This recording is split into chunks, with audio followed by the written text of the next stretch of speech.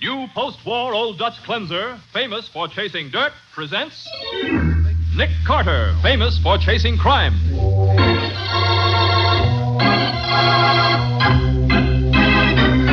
Every week at this time, two great names are joined as new post-war Old Dutch cleanser brings you one of the most resourceful and daring characters in all detective fiction, Nick Carter, Master Detective.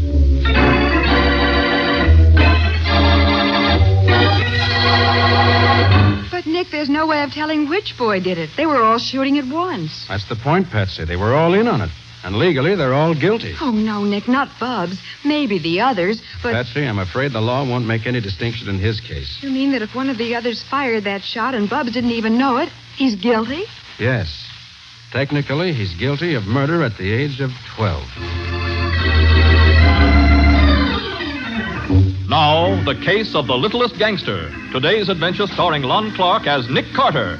Brought to you by new post-war Old Dutch cleanser. A flashy cream-colored convertible is parked along a dark street in the poorer section of the city, with two small figures crouched in the front seat, talking in whispers. Bubs, will you quit chewing that bubble gum in my ear and hand me that piece of wire? Okay, Tim, but do you think we ought to? Oh, we'll be driving this hack away in a minute. You seen me wire past the ignition in a car before this. Yeah, but only so we could go for a ride.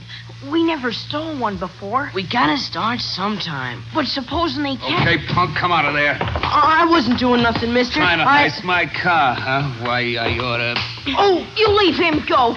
Turn him loose, you Who do you think you're kicking, you little squirt? I'll grab Bubs. I'll learn you to fool with Moxie Reed. Gee, you ain't Moxie Reed. Ah, so you heard of me, huh? You let him go. Quit kicking at him, Bubs. This is Moxie Reed. He's big-time stuff. Yeah, I guess you do know about me. Honest, Moxie, we'd have never touched this crate if we'd have known it was yours. Okay. So don't let it happen again. You ain't calling the cops? Me and the cops ain't very friendly. But you two better grow up before you try lifting another car. But, Moxie, we gotta pull something big. Yeah, how come? Well, we got a gang, see? The East Side Scorpions. And we made a club room in an old empty house on Porter Street. And the place caught on fire from a cigarette or something, and it burned. It's just an old dump. But old lady Taltman, the lady across the street, she owns the joint, see? And she says if we don't pay $200 for the damage, she's going to have us all put in reform school. How'd she know it was your gang that started the fire? Oh, old Mr. Riley seen us coming out of the joint.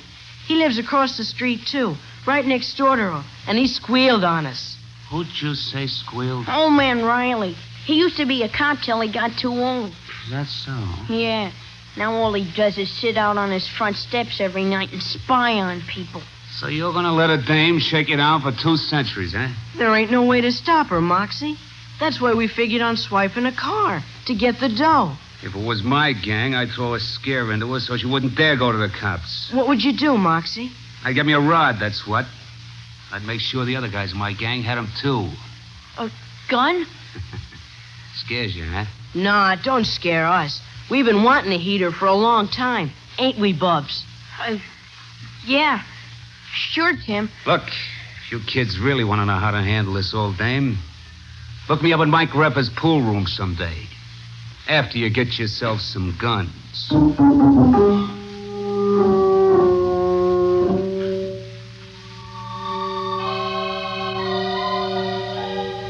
The reason I came to see you, Mr. Carter, is that my Bubs isn't really a bad boy. You know that. Of course, Mrs. Harris. No boy is naturally bad. I remember when Bubs used to belong to the Downtown Boys Club. He was about 10 years old then, and the bubblegum champion of the block. Well, that's why they started calling him Bubs, isn't it? Uh-huh. He was an awfully cute youngster. He still is, Miss Bourne. But there isn't any boys' club where we live now, so, well, he's got himself mixed up with this gang. A gang? He's only about 12, isn't he? Yeah, but the others are all older. If something doesn't happen, Bubs will turn out to be just as bad as the rest of Oh, them. maybe you're exaggerating, Mrs. Harris. They surely didn't start that fire on purpose. Oh, no, but where we lived before, Bubs wouldn't have dreamed of breaking into an empty building. And already they got another place for the gang to meet. Deserted warehouse over by the waterfront somewhere.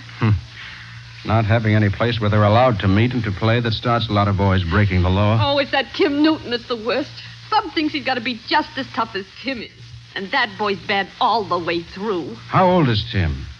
Oh, 15. He can't be a confirmed criminal at that age. Well, he almost is. And now Bubs is another hero he keeps talking about. A gangster named Moxie Reed. Moxie Reed? That is bad. What am I going to do, Mr. Carter? If somebody don't raise $200 to pay for the damage to that house, Mrs. Tubman's going to have them all arrested. I'll talk to her, Mrs. Harris. And don't you worry. We'll get Bob straightened out. Only glad you came to me before he got into any real trouble.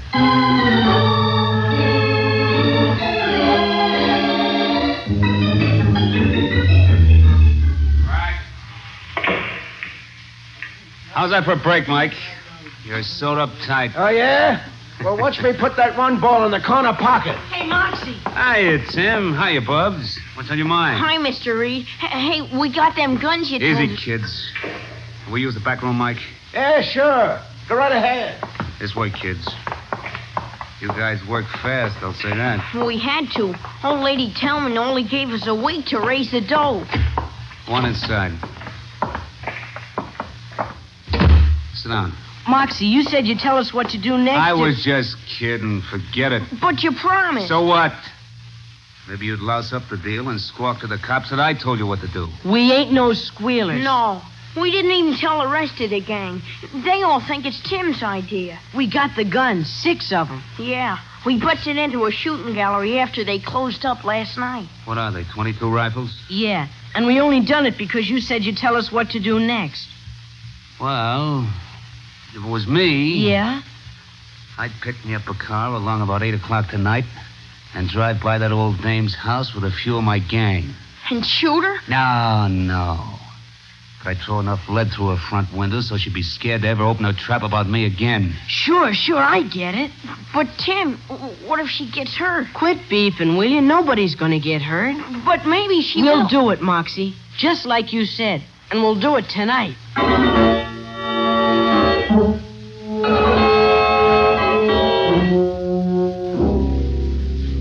Mrs. Tellman, if you'll give the boys enough time to earn the money to pay for the damage to your building, I'll personally guarantee that you get every cent. And if you had them sent away to reform school, you won't be able to collect anything. It is not the money only, Mr. Carter. But someone has got to do something to break up these kid gangs. They're terrible. I'm trying to do something. Think I can get a boys' club started in this neighborhood, and then we'll be able to... Believe me, it will do no good, Mr. Carter. These kids is mean. They smash windows. They steal automobiles. Mrs. Tellman, please, hold off a few weeks before having them arrested. It's the only way you can be sure of getting your money. Yes, Mrs. Tellman. Please do that. Well, all right. But if they step out of line just one more time, I send every last one of those kids to the reform school.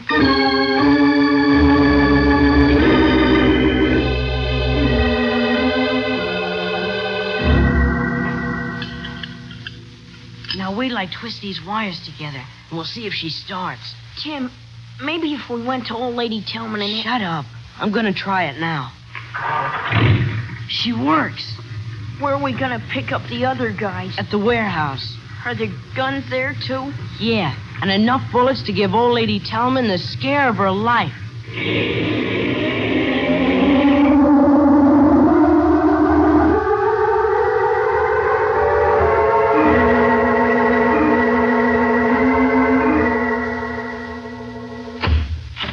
Good night, Mrs. Tellman.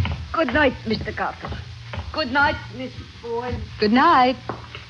Oh, how are you tonight, Miss Riley? Oh, fine, thanks. Just getting the breath of air like always. Well, I think we've put in a good day's work, Nick. I do, too, but I still want to talk to Bubs. It's almost 8 o'clock. He ought to be home by now. All right, let's go by there and see. Nick, look at that car racing up the street. Isn't that Bubs leaning out the front window? Yeah, that's Bubs, all right. Hey, he's got a rifle. Look out. Yeah. Good grief. Come on, Patsy. Oh, they were shooting at Mrs. Tellman's house. Mrs. Tellman. Mrs. Tellman. It's Nick Carter. Are you all right? Mrs. Tellman. I'm coming. Oh, they tried to kill me. Look at my windows. Look at the holes in my front door. I'm thankful that none of the bullets hit you. I was afraid that maybe... Yes, what's the matter? If she's all right, you better come down here quick. Why? There's a man on the steps next door. He must have been hit by a stray bullet. I think he's dead.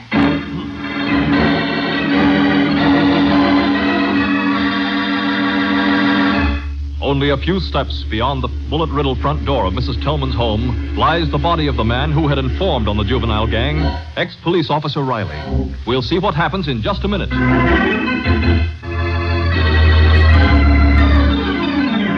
Now, back to the case of the Littlest Gangster. Today's adventure with Nick Carter, brought to you by new post-war Old Dutch Cleanser. Nick is examining the body of James Riley, lying dead on the steps of his home, following a hail of bullets intended to frighten his neighbor, Mrs. Tillman. All right, keep back, everybody, please. The police will be here in a minute. Poor Mr. Riley is such a nice man. And those murderers, those hoodlums. Did you see them, Mr. Carter? Do you know who it was? Well, I'm afraid it was the boys who set fire to your building, Mrs. Tillman. Oh. We recognized one of them just before the shooting. Those little devils. I said they were no good. They should get the electric chair. Oh, but Mrs. They're Tillman. murderers. But they could not kill me. They shoot poor Mr. Riley. Oh, I don't believe they did that on purpose. I know they did. They was mad at him than they was at me. He's the one told me they started the fire. Is that so? Didn't know that. Oh, it must have been an accident. They were shooting at the front of your house, and one bullet went astray. No, Patsy, I don't think it was accidental. Oh, but The Nick... bullet that killed him struck the center of his forehead and came out just behind the right ear. Riley was sitting at the top of this flight of stairs. Well, what difference does that make? The difference between an accident and murder. Oh, but even if you're right, how can you ever find out which of the boys did it? They were all shooting at once. That's just the trouble, Patsy. When one of a group commits murder while they're all engaged in a crime, they're all equally guilty. Oh, no, Nick. You don't mean Bubs. Not that baby. Oh, thank goodness the cops are gone. Come on, Patsy. Help me look for that bullet. It's the only chance we have to prove exactly who killed Mr. Riley.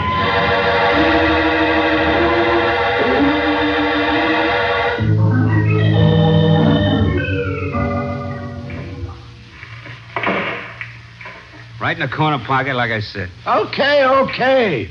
So now I owe you $4. Moxie, you gotta help me out, Moxie. The cops seen us and they... Shut up, you kids. Come on in the back room.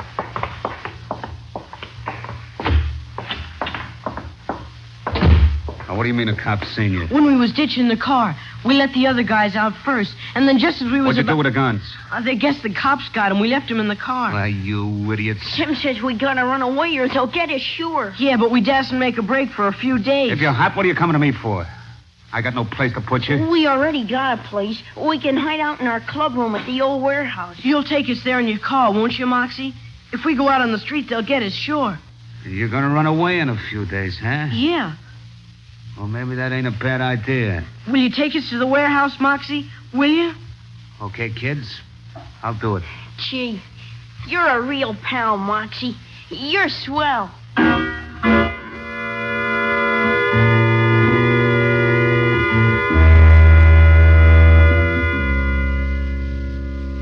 Any news, Matty? Yeah, ballistics is making the tests now, Nick. Well, what test is that, Sergeant? They're checking the kids' rifles against the bullet that killed Riley to see which one fired that particular shot. Well, how will that help? Well, you see, Patsy, every one of the rifles is covered with fingerprints. Uh-huh. And when we know which gun killed Riley, we'll know which kid did it.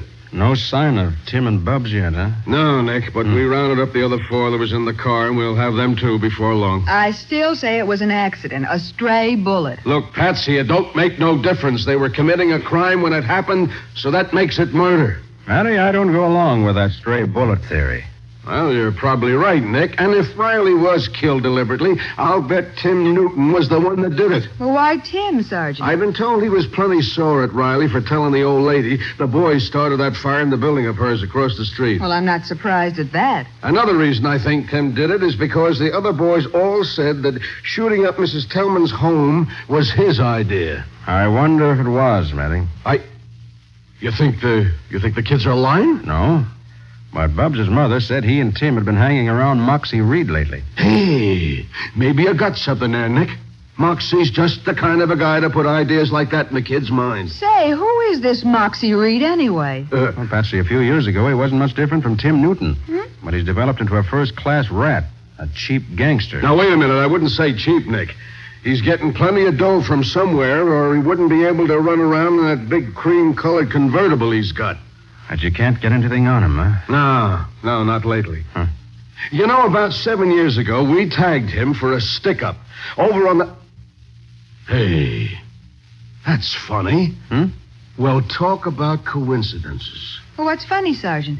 The guy that hung that rap on Moxie was Riley, the man who was killed. What? Yeah, he used to be a cop before he retired. You say Riley was the one who arrested Moxie Reed? Sure, it was his testimony that sent Moxie up. That's what I've been looking for, Matty. Somebody who had reason to hate Riley.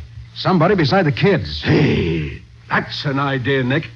Moxie might have got the kids to shoot up Mrs. Tillman's home and got one of them to bump off Riley by telling him it would look like an accident, and nobody could ever prove which one did it. Yeah, it could have been that way, Matty, but Yeah. I think that... Wait a minute. Homicide, Sergeant Matheson speaking. Oh, yeah? Yeah, what did you find out? Is it the report from ballistics? Uh-huh. Yeah, go ahead, Malloy. It wasn't. But it had to be. Oh, you sure you didn't make no mistake? I know, but... Okay. Yeah, thanks. What's the matter, Matty? You know what, Nick? None of them 6 guns we found in the kid's car killed Riley. Good. But what do you mean, good? It only proves that one of those kids knew he was going to kill Riley. That's why he took the gun away and hid it so we couldn't identify it. You may change your mind after we talk to Tim and Bubs. What? Well, we ought to pick him up before long. Do you want me to give you a ring when we find him? No, I don't want to sit around and wait. I'm going out to look for him myself. Okay. In the meantime, I suggest you have some of your boys bring in Moxie Reed.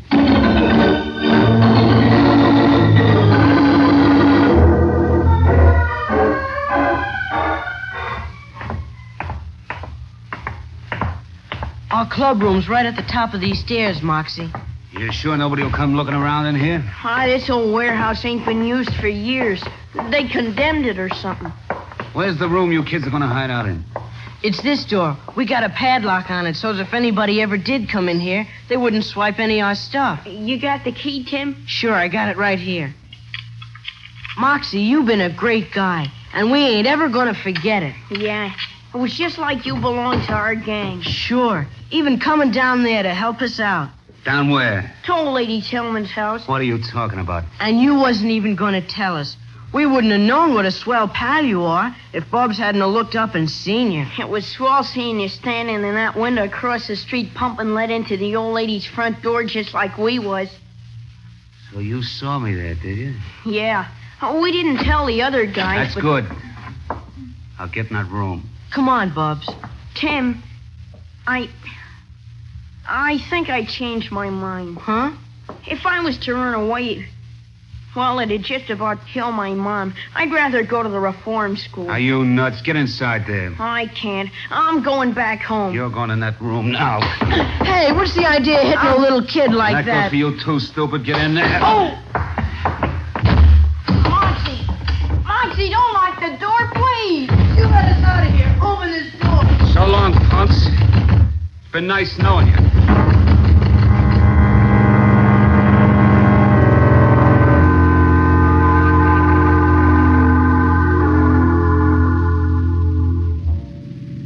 Nick, we've been driving along the waterfront for almost an hour. Isn't it time to give up and go home? Yeah, I guess so, Patsy. But Bub's mother said the boys had a clubroom in some deserted warehouse in this district. Seemed the logical place for them to hide out. Yeah, but it's so dark down here now, you can't even tell which ones are deserted. Well, I was hoping we'd find them on the street. This is where they came, though. It looks as though they got here first. We can come back again in the morning. Hey, Patsy. Look at that car up ahead. Well, why, it's a big cream-colored convertible, like the one Sergeant Matheson said Moxie Reed owned. If I'm not mistaken, that's Moxie getting ready to drive off. Are you sure? No, but I'm going to cut in ahead of him and find out. Hey, what's the big idea? Stay right where you are, Moxie. Thought I recognized you. What do you want to do? Give me a medal? No, just want to have a little talk with you, if you don't mind.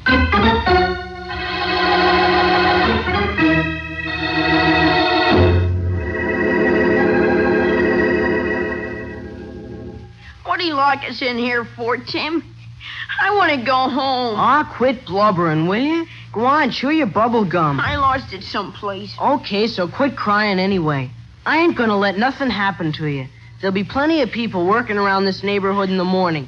If we yell loud enough, somebody'll come and let us out. I want to get out now. Well, you can't. We could yell our lungs out and nobody'd hear us, so shut up. Tim, do you smell something? Huh? Hey, I think I do. It smells like smoke. It is smoke. Yeah, and it's stronger over here by the door. Holy cow, the building must be on fire. What are we gonna do? We gotta get out. We can't. The door's locked. Help! Let us Help! out! Somebody! Fire! Get us out of here! We'll be burned out!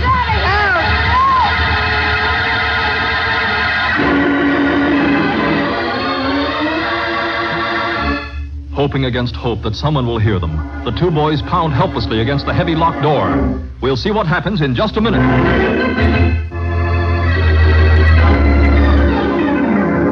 Now for the conclusion of the case of the Littlest Gangster. Today's adventure with Nick Carter, brought to you by new post-war Old Dutch Cleanser.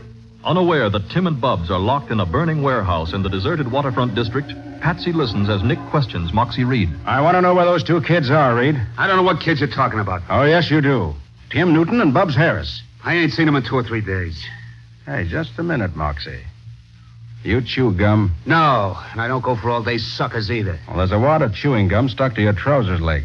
And from the color, I'd say it was bubble gum. Does that mean something, Nick? Bubs Harris got his nickname because he's always chewing bubble gum. What? I'll bet this was some of his.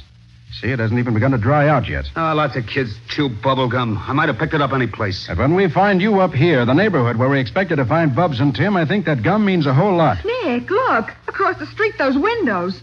The warehouse is on fire, Patsy. Yeah. You better turn an alarm. There's a box right in front of the warehouse. Right, Nick. I'll get it. Look, Carter, I got a date. I've got to... What's your hurry? I'm getting out of here.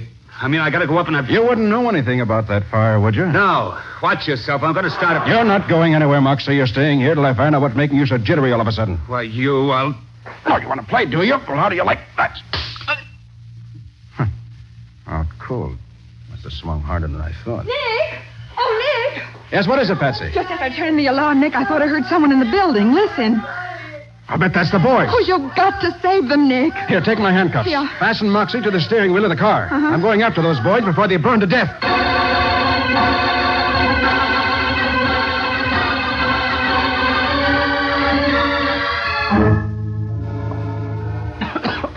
Hey, Tim!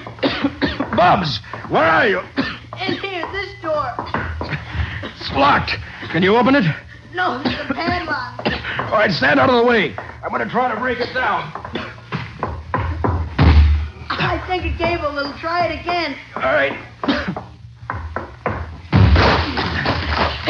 Gee, I was afraid nobody'd come in. Never mind. Where's Bubs? Over there on the floor. He passed out from the smoke. Okay, I'll carry him. Come on. Nick, look. The flames are coming up the stairs. We can't get out that way. Is there another way out of here, Tim? There's some windows at the back. Maybe we can jump. Quick, show me the way. I'll follow with Bubs. There's no time to lose.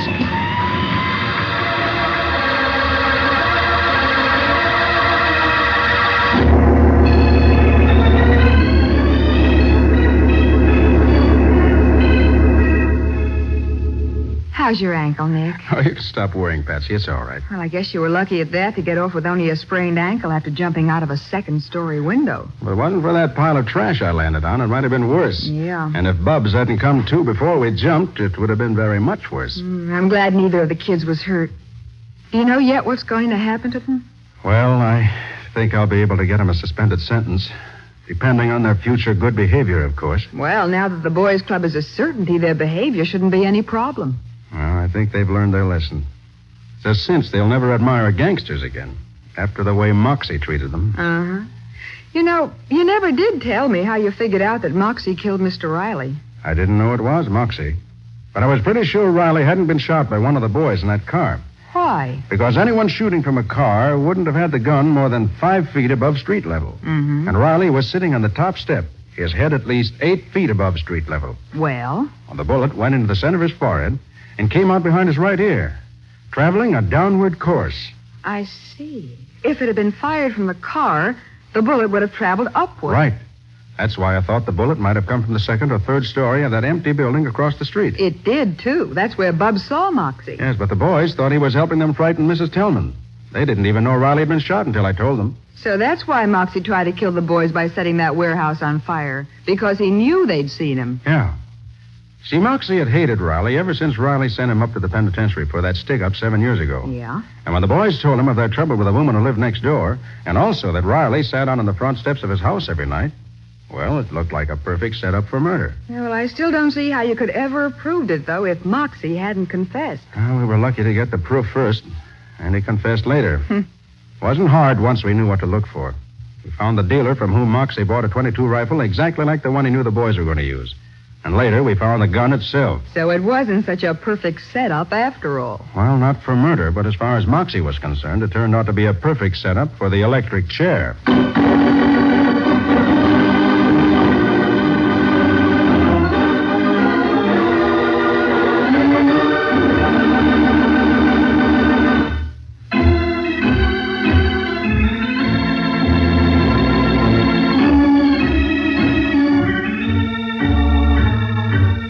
Nick Carter, Master Detective, is presented each week at this time by the Cudahy Packing Company.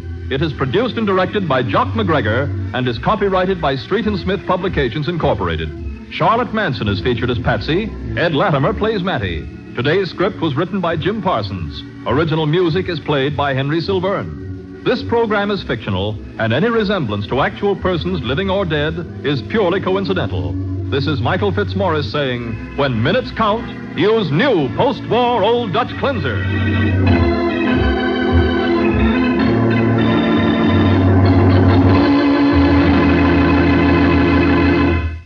This is the network for the Indianapolis Speedway race tomorrow, the Mutual Broadcasting System.